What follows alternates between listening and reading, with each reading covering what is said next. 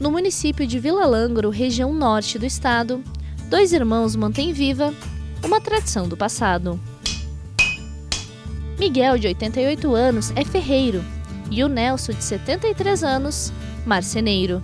Os irmãos ainda preservam as técnicas e o modo de fazer dos antepassados. Uma ferreira tocava com foles antes, tocava com foles daqueles, era tudo a marca, não tinha luz, né? Depois fiz muito ainda. Quando dava seca, faltava água. A gente tinha uma sobrinha d'água, mas era pouca, né? Açudava, não tinha um depósito d'água. E era só da sanga.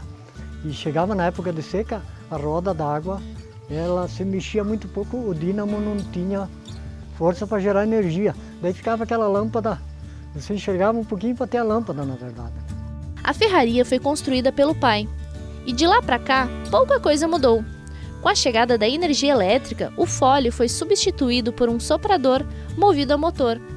No entanto, a bigorna, o martelo e as técnicas de trabalho são as mesmas, começando por acender o fogo. A gente então vai começar a acender o fogo para ter uma base de como era. Então se inicia o fogo assim, né? O que a gente chamava de maravalha, né?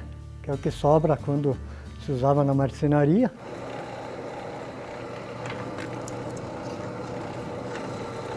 Onde fecha e abre mais o ar, porque ele passa pelo aquele cano. Aqui está trancado, agora eu vou abrir e pode ver que o fogo vai aumentar lá.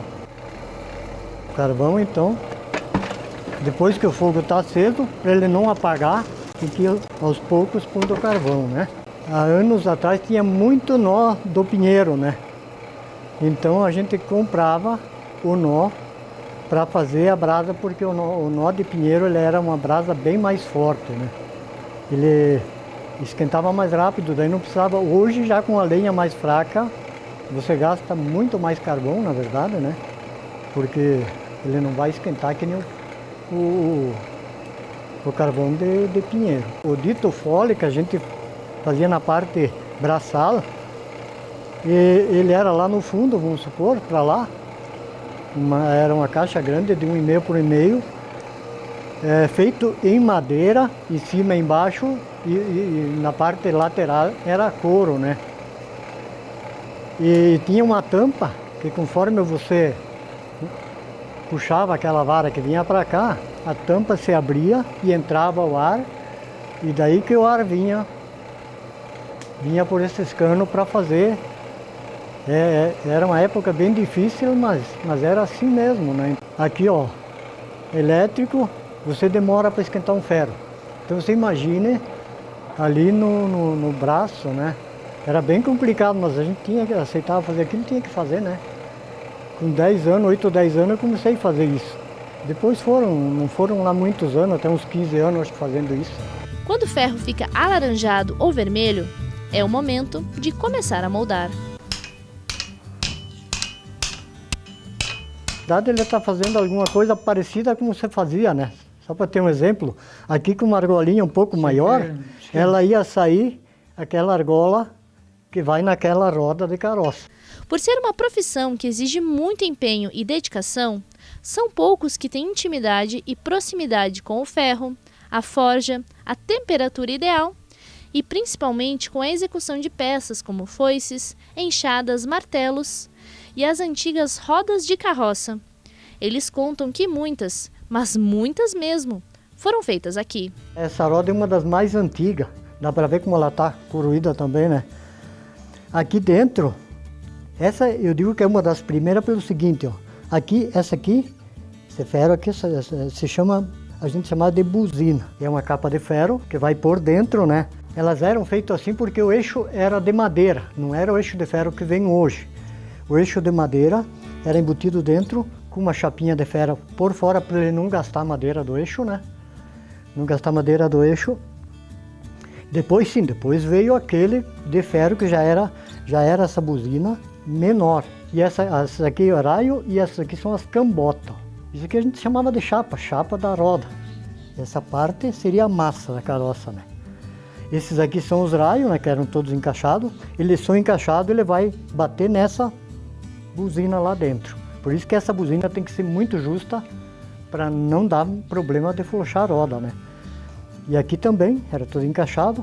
Pra vocês terem uma ideia, antigamente era tudo feito meio braçal. Fazia arado, foice um pouco, mas faca, facão, fazia. Batia até mola de caminhão, arado para lavrar, arado de boi. Naquele tempo todo mundo ocupava, lavravam com boi, né? E depois foi terminando, eu tive que ir parando também.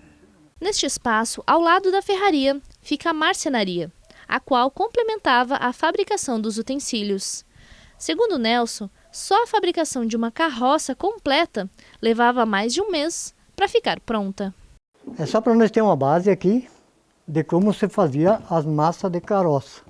As massas que é naquela roda lá, né? Era feita assim.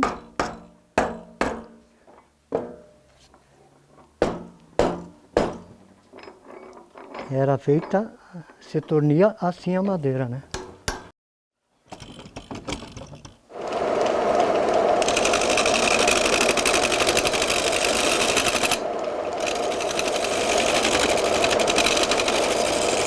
Esse aqui era o que furava a massa, ia uma broca. Aqui se jogava um pouco para fazer um pouco do encaixezinho, né?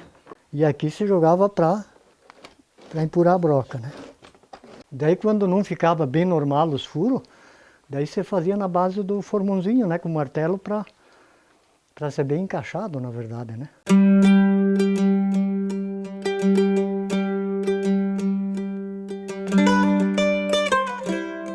A marcenaria e a ferraria antigas já não são mais tão utilizadas como antigamente. Isso porque agora o seu Nelson tem um novo espaço com equipamentos mais novos que acabam facilitando o trabalho no dia a dia. E detalhe, ele gosta tanto de antiguidades que ele também faz a restauração de móveis e utensílios antigos, como este descascador de frutas, que deve ter aí mais de 70 anos. Ele funciona através de algumas engrenagens, você coloca a fruta aqui e vai girando então, que ele vai fazendo o descasque das frutas. Que até o meu mano usava lá no fundo, que essa aqui é uma das primeiras furadeiras que tinha, para ver o sistema dela, né? As engrenagens, como era feito, aqui o mandrila, onde que se colocava a broca. Nós trabalhamos muito na roça também, a gente se revezava, a gente tinha junta de boi, tinha cavalo, a gente se revezava, lavrar as terras e puxar milho também, né? Eu trabalhei muito tempo esse tipo de máquina. E eram as primeiras que tinha vindo, e quando chovia, que a gente não tinha outro trabalho, a gente fazia isso, uns descascavam, outros debulhavam, e parecia que não, mas era uma coisa que rendia, né? O trabalho manual, juntamente com o trabalho na roça, garantia renda para a família Bourdignon. Ao todo, eram em 9 irmãos, mas somente os 2 herdaram a profissão do pai, que aprendeu o ofício sozinho. Em 1986, os irmãos assumiram o negócio. O meu pai veio de Veranópolis. Daí se instalou aqui para a vila, né? No interior, na verdade.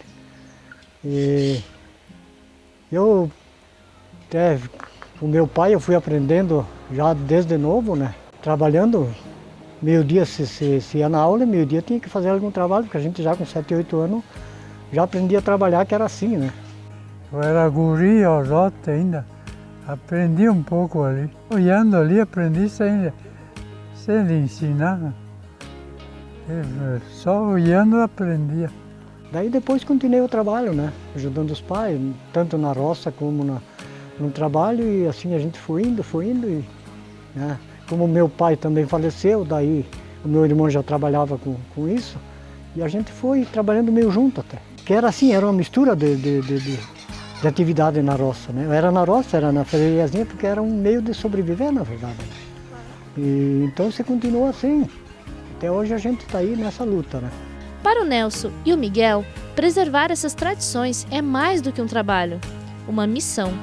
Eles compartilham não apenas técnicas, mas também valores e memórias de uma época em que tudo era feito com paciência e dedicação. Hoje, aos quase 90 anos e com uma lesão no pé que dificulta o deslocamento, o seu Miguel já não pode trabalhar diariamente na ferraria, mas sempre dá umas escapadas para ver se tudo está em ordem. Eu até, às vezes, cuido um pouco. Na verdade, a gente cuida um pouco, porque já a saúde, a idade também não dá para deixar ele ir sozinho. Mas às vezes eu deixo ele por lá, se entretendo um pouquinho, fazendo alguma coisinha, mas tem que dar uma olhada, né? Porque a gente tem compromisso com ele, né? Em um mundo cada vez mais rápido e tecnológico, os irmãos Bourguignon nos lembram do valor da tradição, do amor pelo trabalho manual. A vida parecia que era melhor, né? A gente se divertia mais, era um pouco sofrida, mas era uma vida boa, era uma vida que a gente tinha mais vizinha, tinha muita criança para se divertir, tinha mais.